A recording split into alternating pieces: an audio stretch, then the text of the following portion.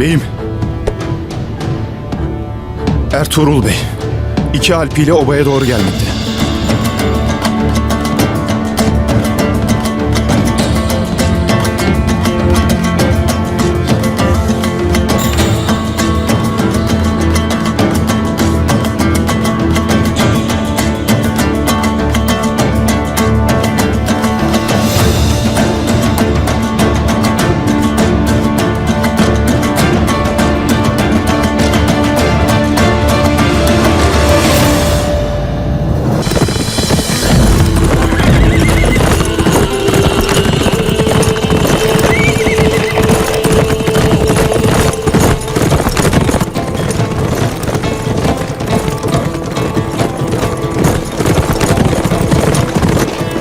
Ertuğrul 2 alpiyle sağ salim geldiğine göre tuzağa düşmemiş.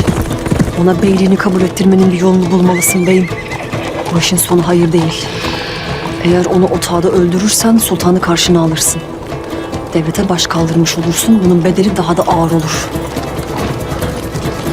Oğlunu sürgüne değil, alplerini toplayıp isyan çıkarmaya göndermiş. Eceli ayağına gelmiştir beyim. Geri çevirmek olmaz. Şunun afrasına tafrasına bakın hele.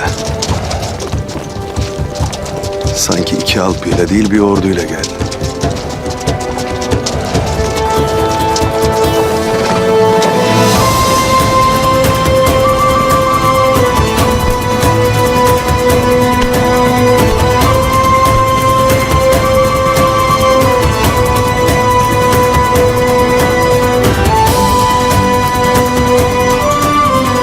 Davetime icabet edip geldiğin için var olasın Ertuğrul Bey. Hele buyur. Senin için hazırlık yaptık. Konuşup güzel bir yemek yiyelim ha. Turgut'la Aslan nerede? Merak etmeyesin. Sıhhatleri yerindedir.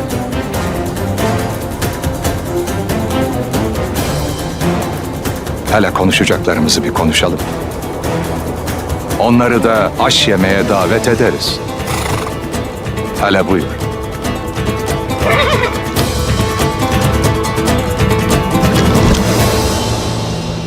Abdurrahman.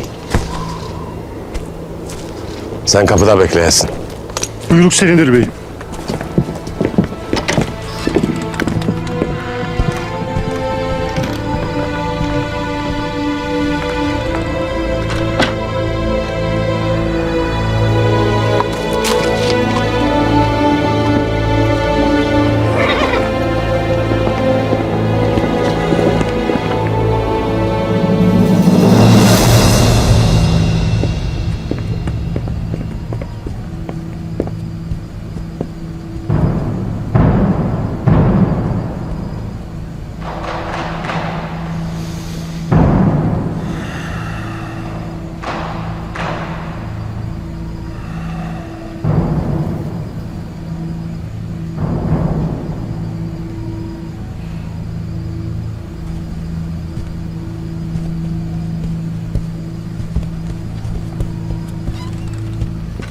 Ayakta kalın.